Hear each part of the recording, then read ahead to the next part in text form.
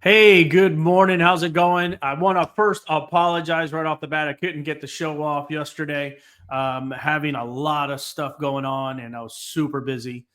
Um, but thanks again for tuning in. I'm going to go ahead and post it today on Tuesday morning. Hopefully, I can get it out of here by noon time. Thanks again for watching. My name is Greg. Welcome to the Double Cannon Soccer Show, where it's everything about the Charleston Battery.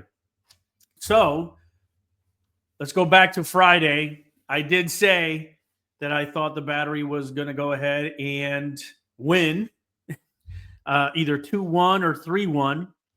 And it was the flip. It was the flip of that.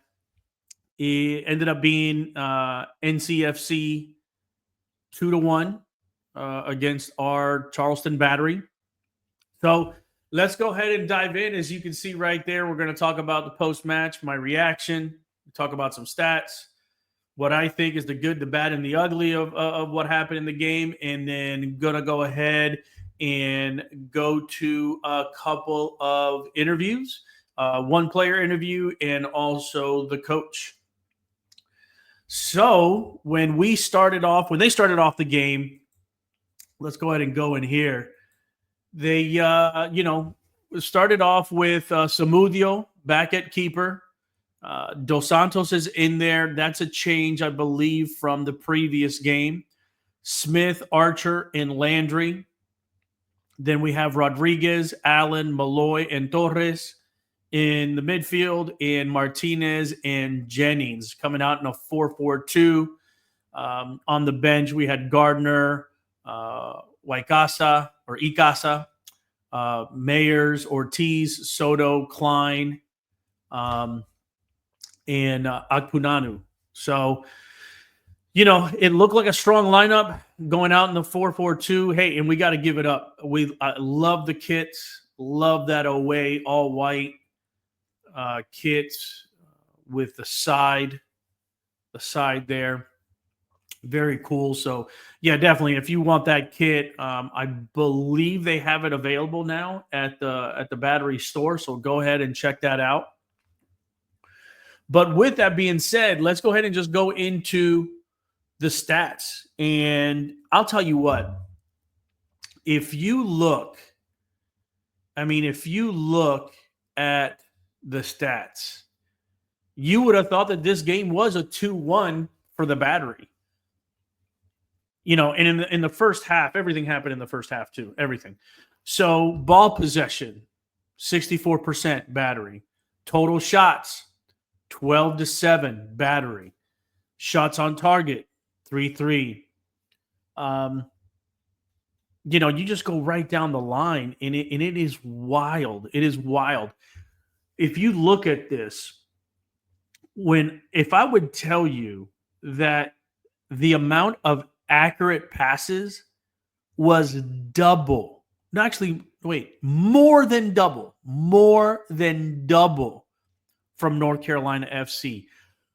498 accurate passes and 87%, while NCFC was only at 232 with only 77% accurate. It is insane. The Battery committed less fouls. There was a total of 571 passes. 276 of them were in our own half. 222 of the accurate passes were on the opposition. More accurate long balls it was 61%. More accurate crosses, more throw-ins, more touches in the NCFC box. I mean, it's just right down. More tackles won. I mean, it is just insane. Winning the duels, whether it be on the ground, aerial, successful dribbles. I mean, you just go up and down this entire stat sheet, and it's wild. It is wild. It is so lopsided that the only thing I can point to is that crazy own goal. It just, that own goal really hurt the Battery. It was crazy. I mean, look, I still believe, even looking at these stats, I still hold true to like what I said on Friday. The Battery should have won 2-1, 3-1 because these stats show it. Like these stats show a team that dominated on the field and should have won 2-1, 3-1, or even 2-0, or 3-0, because this is like so lopsided. It's crazy. We're not just talking like half and half or close. No, we're talking like this is lopsided stats here. So it's just weird that, the team just could not get it going. They couldn't make it happen. I don't know. I guess they just we couldn't finish. The Battery just could not finish. And going into the game, the Battery hadn't lost to North Carolina FC in their last 8 matches. So it's been a while since the Battery lost to NCFC. I mean, it's been a while, So, of course, Conway for them was a good player. Alcac, Summersall, Maldonado, Mentensingen, and I hope I said that correctly. Washington was really good. Maguire, their keeper, was good. Really, for the Battery, it was really just Jennings trying to create whatever he could out there, and he did get the penalty, which happened in I think it was like the 50th minute in the first half. Conway did score for NCFC in the 24th minute, and then that own goal of Smith, which was just horrible. Not on his. I mean, there's a player coming on the right-hand side, dribbling up, crosses it a little early, kind of ahead of everybody. Look, we all know what Smith was trying to do. He was trying to head it hard enough so it would go over the goal or off to the side. It's just the trajectory and the speed of how the ball was coming, and he put his head on it, just wasn't enough, and it snuck in through Samudio. Stuff like that's going to happen. But you got a whole half.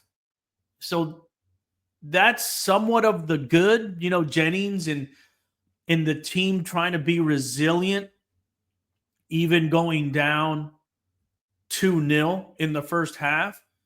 But the bad, unfortunately, I just got to see defensively, the bad is just a little bit on the defense. If you kind of look, at, the player ratings and so forth. And look, I do use FutMob.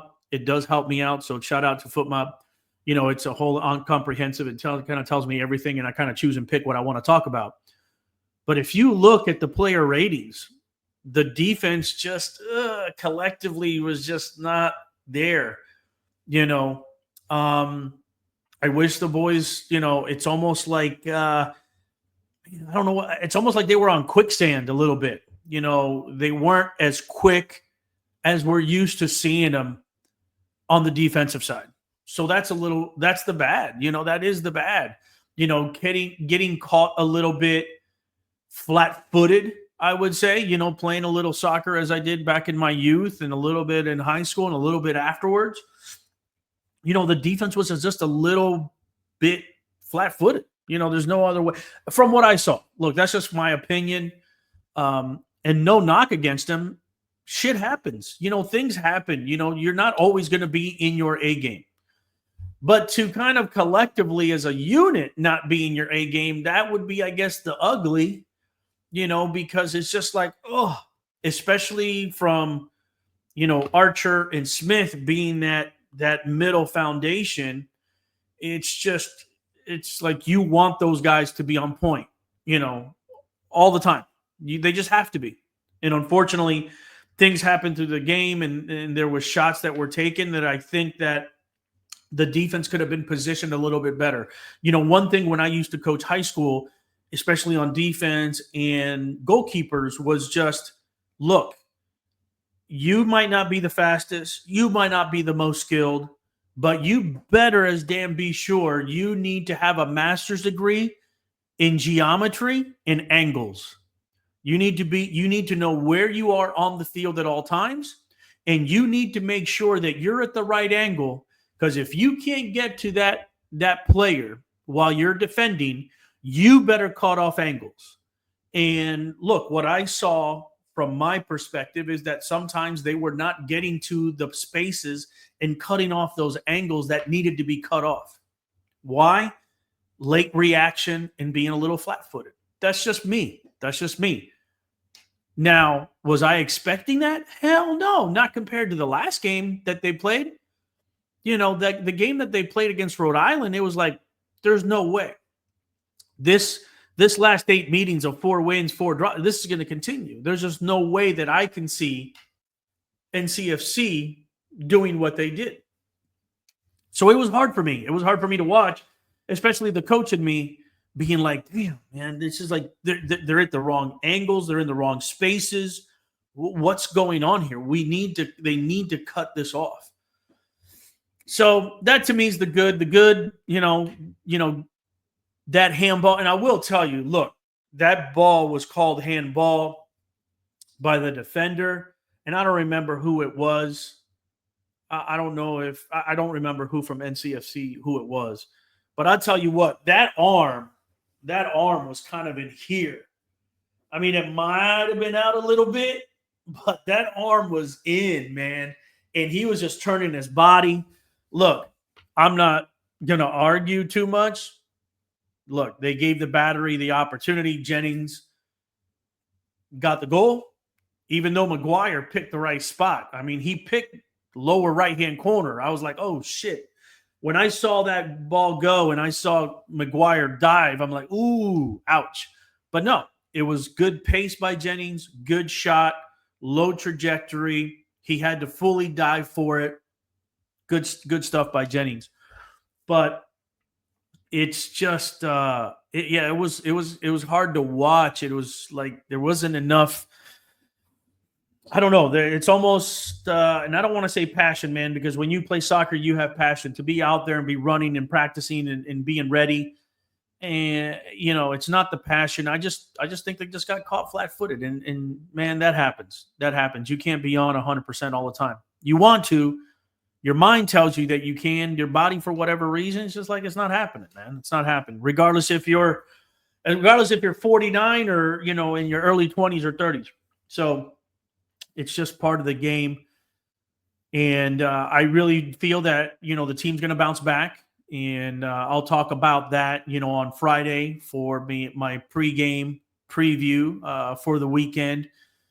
But, yeah, I was one of those 55% that really thought that, the Battery were going to take home a win. I really, truly felt that way, considering what I saw from them in person 2 weeks ago. And maybe, you know what? Somebody mentioned it too. Maybe that 2 week, that bye week, not 2 weeks. Well, it was 2 weeks from game to game, but it was that bye week. And I don't know, maybe the bye week, they just got a little flat-footed. They didn't have the edge. And that's really it. They didn't have that edge that we saw at Patriots Point the week prior or 2 weeks before. It's just that oomph, that edge. So, look, it happens. It's going to be like it is. But, again, and if you didn't see, look, I have, if you want to get some gear, I do have some of the Double Cannon Soccer Show gear. If you're seeing me, drinking out of my good coffee mug, second one of the day, by the way. I got a coffee mug out.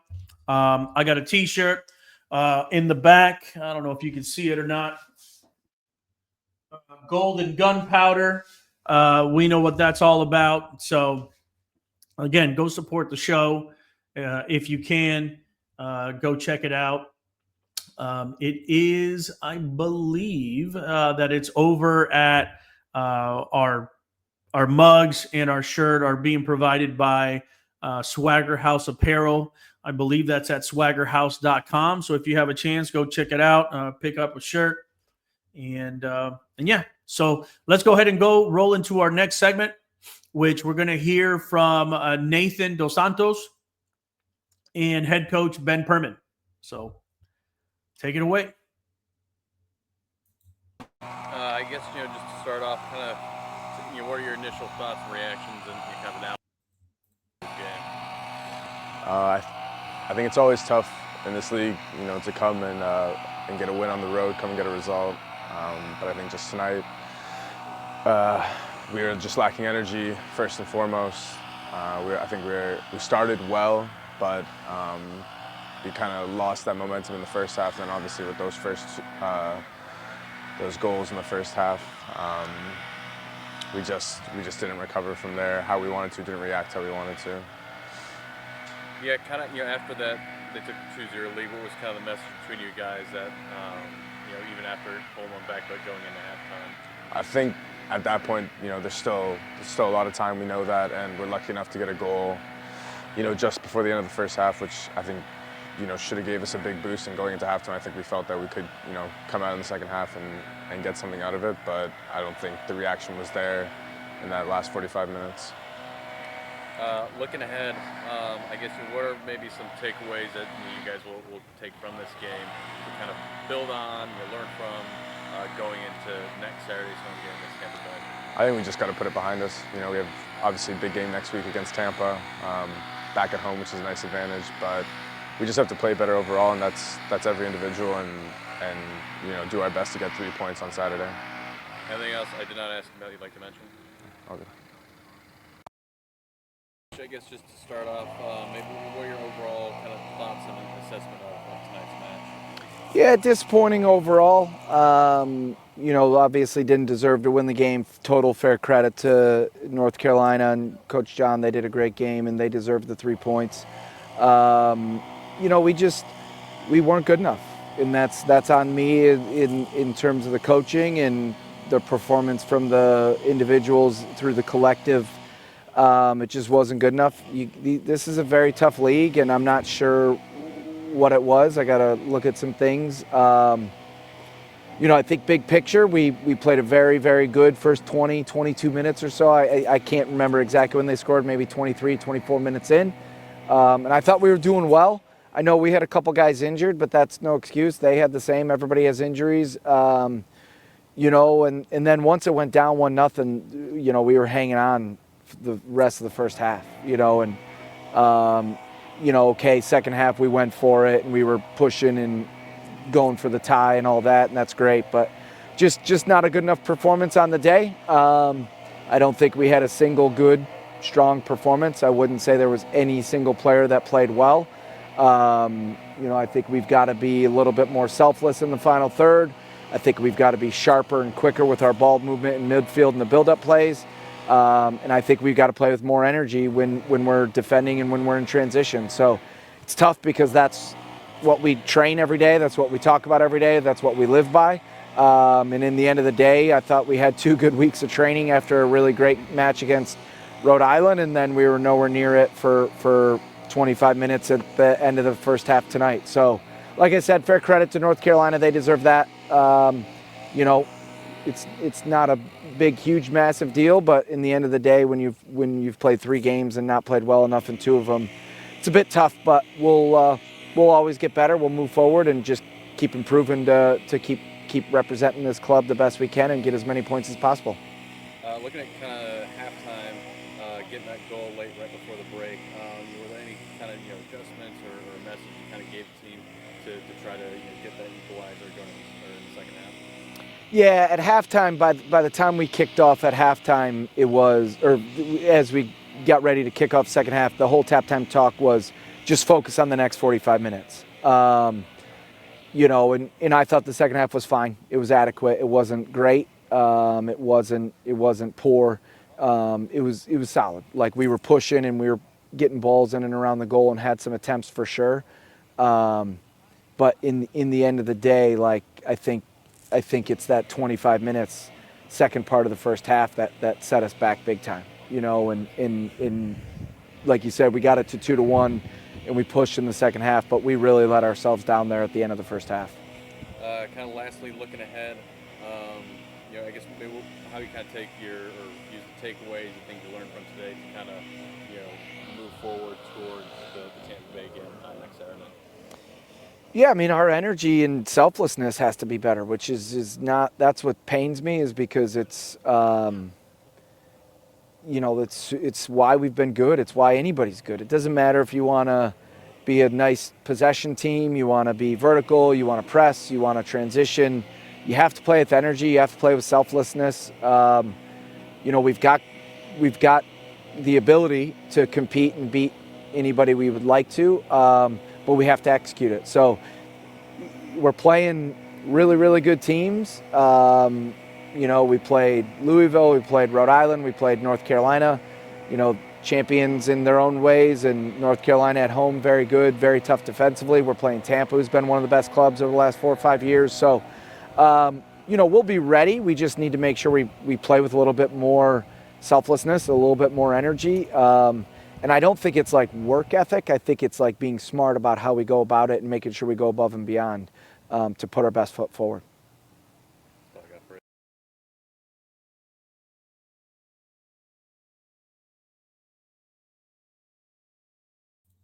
Let me make sure that I unmute myself. I made the rookie mistake a few weeks ago. And after interviews, I came back to talking and I didn't unmute myself. So there you go. I hadn't even listened to Dossantos or Coach Pirmann's take on it, but I was kind of on point, kind of just a little bit flat footed. It didn't have the edge, and like he said, after some great practices, look, it happens, man. It happens. You could have great practice, and then when it goes time to put on the show, sometimes it doesn't come together. And sometimes we think it's going to be different than that because you have great practice, and how they say, hey, you practice good, you're going to play good.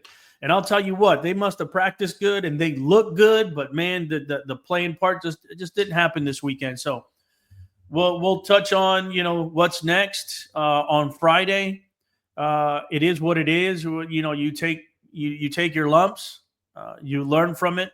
I do feel that you learn more from mistakes, and I'm sure the players will as well. Next time they're going to have that energy that they had, like Coach Pirmann said, throughout the couple of weeks of great practice, good to great practice, and actually put it out there on the field. Big matchup, like he said, coming up this weekend. And I'll touch on that on Friday. So thanks again for tuning in for the Double Cannon Soccer Show. I'm Greg, and have a great rest of the week, and I'll see you on Friday.